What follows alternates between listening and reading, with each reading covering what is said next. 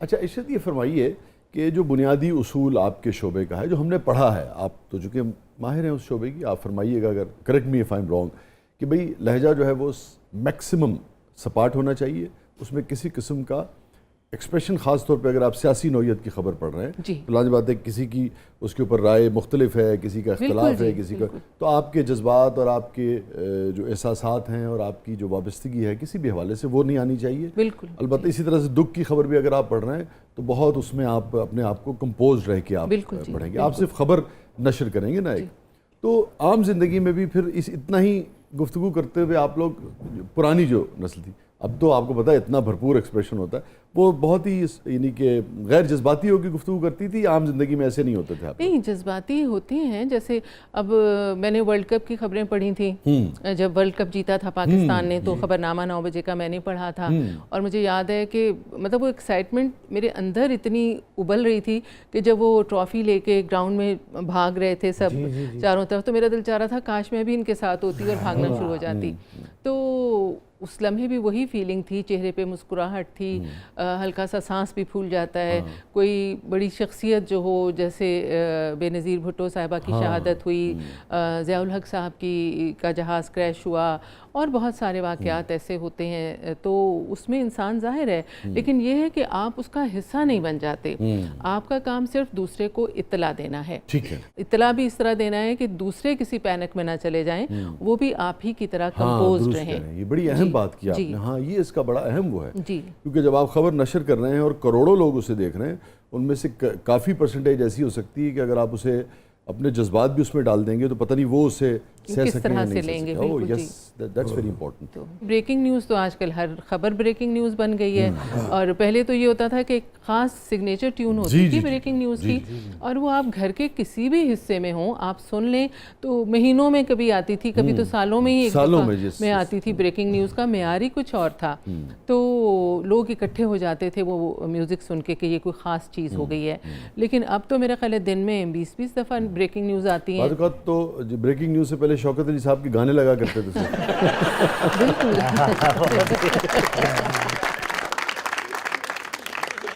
اب وہ نہیں رہا بریکنگ نیوز کا جو ہوتا ہے. یہ جب ضیاء صاحب والا معاملہ ہوا ہے اس وقت آپ پڑھ رہی تھی؟ جی، میں نے بالکل پڑھ رہی تھی. اس کا مطلب ہے آپ نے ماشاء اللہ کے 2-3 ادوار جو ہیں وہ دیکھے.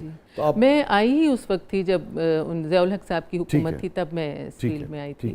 تو آپ نے کبھی سوچا کہ جو یہ آپ کی یادیں ہیں، میموائرز ہیں، ان کو کبھی آپ درج کریں؟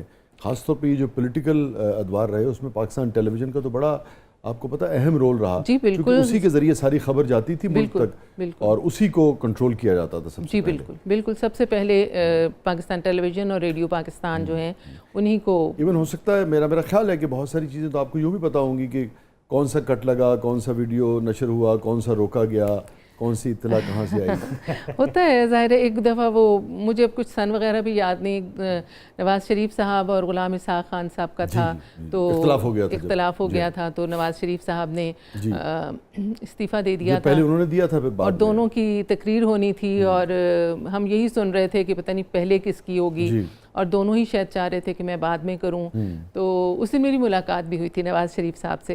اور جب وہ ہم بالکل کرفیو کا سما تھا ٹیلی ویژن کی بلڈنگ کے اندر، اور ہم اور میرے ساتھ 2 اور لڑکیاں تھیں، ہم دور دور سے دیکھ رہے تھے کہ ہم دیکھیں نواز شریف صاحب کو. ہوتا ہے بڑی شخصیت ہے ان کو دیکھنے کا.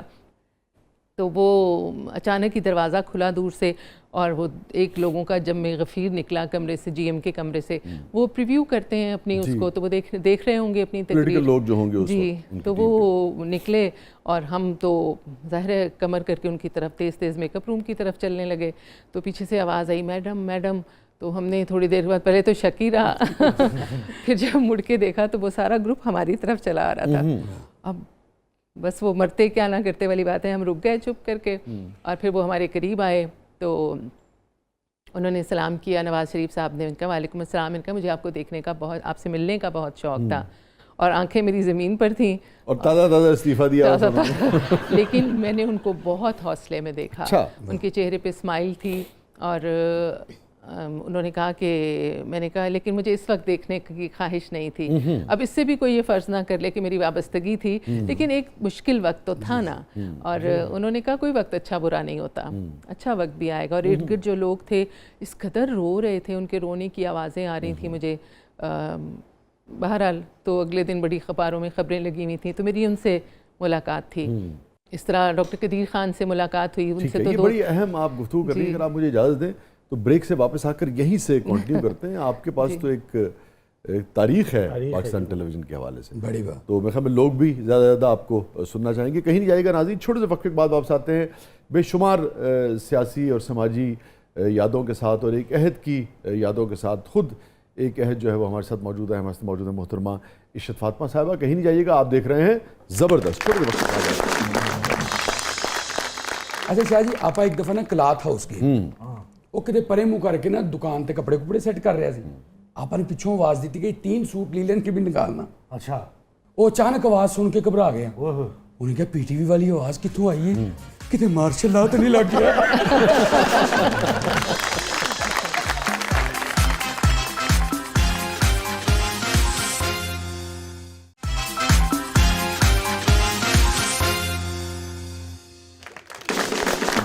ویلکم بیک ناظرین. زبردست میں ایک بار پھر خوش آمدید. ہمارے ساتھ موجود ہیں محترمہ عشرت فاطمہ صاحبہ, اور آپ بات کر رہی تھی عبدالقدیر خان صاحب کی. جی, ان سے بھی 2-3 بار ملاقات ہوئی. تو ایک تو وہ جب اپنی آخری تقریر انہوں نے کی قوم سے, تو اچھا اس وقت بھی آپ جی میری وہاں ڈیوٹی تھی, تو وہ بھی ایسا ہی ماحول تھا. وہ تو پوری قوم کے جذبات جی, تو وہ نکل رہے تھے تقریر کر کے جب, تو میں سیڑھیاں چڑھ رہی تھی نیوز روم پہ جانے کے لیے, تو میں نے دیکھا نیچے جی ایم کا کمرہ تھا, وہ وہاں سے نکلے. ساتھ ان کے ہمارے سیکرٹری انفارمیشن تھے انور محمود صاحب, وہ ان کو لے کے جا رہے تھے. بہت سناٹا تھا, وہ بھی بہت خاموش تھے دونوں. اور تو پورے ملک میں ہی سناٹا. میں نے اشارے سے کہا کہ میں آ جاؤں, تو اشارے سے, تو مجھے لگا کہ انہوں نے انور محمود صاحب نے کہا کہ آ جاؤ. تو وہ بہت عزت کرتے تھے سب آرٹسٹوں کی, تو میں ان کے پیچھے پیچھے چلنا شروع ہو گئی. وہ بڑی سی لابی ہے, وہاں سے نکل کے باہر گیلری کی طرف جا رہے تھے. میں نے جا کے ان کو سلام کیا, مجھے نہیں لگتا کہ انہوں نے مجھے جواب دیا. بس وہ نکلے اور چلے گئے. تو وہ ایک تکلیف دہ یاد ہے میرے لیے. پھر سب کے لیے. جی بالکل. پھر وہ مجھے ملے ایک دفعہ, میں کراچی گئی, وہاں پر ونڈر ویمن ایوارڈ مجھے ملا تھا کوئی, تو وہاں پہ وہ مجھے اسٹیج پہ آئے, مجھے انہوں نے ایوارڈ دیا. یہ بھی میرے لیے بڑے اعزاز کی بات ہے. جیسے ہی میں گئی اسٹیج پہ تو انہوں نے مجھے کہا ارے یہ تو وہی ہے عشرت فاطمہ, یہ تو ویسی کی ویسی ہے, یہ تو ذرا نہیں بدلی. تو مجھے بہت اچھا لگا. وہ جو تقریر والی جو شام تھی یا رات تھی, کس وقت یہ تقریر ریکارڈ ہوئی تھی, یاد پڑتا؟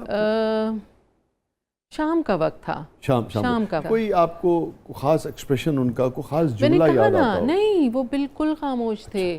وہ تو وہ بھی اور انور صاحب بھی دونوں خاموش تھے. دونوں ایک دوسرے سے بھی بات نہیں کر رہے تھے. ماحول بھی خاموش تھا, بالکل خاموشی. کوئی جملہ نہیں, وہ بالکل ایسے لگ رہا تھا جیسے روبوٹ ہوتا ہے کوئی. ان کا چہرہ بالکل تاریک سا تھا, خاموش تھا, بلینک تھا. اس کے علاوہ میں کچھ بھی نہیں کہہ سکتی. کچھ نہیں تھا ان کے چہرے پہ, ان کی آنکھوں میں, ان کی چال میں, کچھ بھی نہیں تھا. لیکن آپ پڑھی لکھی خاتون کی حیثیت سے, جو کہ نیوز سے اتنا وابستہ رہیں, آپ کا تاثر کیا تھا کہ کچھ نہیں تھا مگر کیا تھا اس میں؟ ڈیجیکشن تھی, دکھ تھا, تکلیف, بہت دکھ تھا, بہت زیادہ دکھ تھا.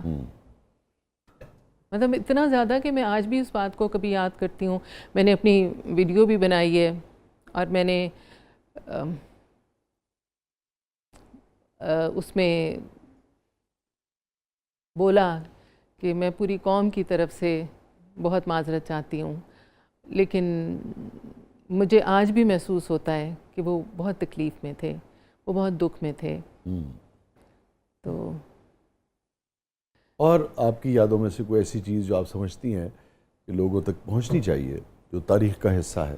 مجھے یاد ہے جب یاسر عرفات کی جب ڈیتھ ہوئی تھی, تو کیونکہ پاکستانی تو بہت محبت کرتے تھے جی بالکل، اور میں اس محبت کا ہی آپ کو بتانے لگی ہوں کہ ان کی جب ڈاکیومنٹری بننی تھی خبرنامے کے لیے ان کے اندر، تو ہمارے ایک ڈائریکٹر تھے شکور صاحب، وہ بہت اچھا لکھتے تھے، بہت ہی اچھا لکھتے تھے.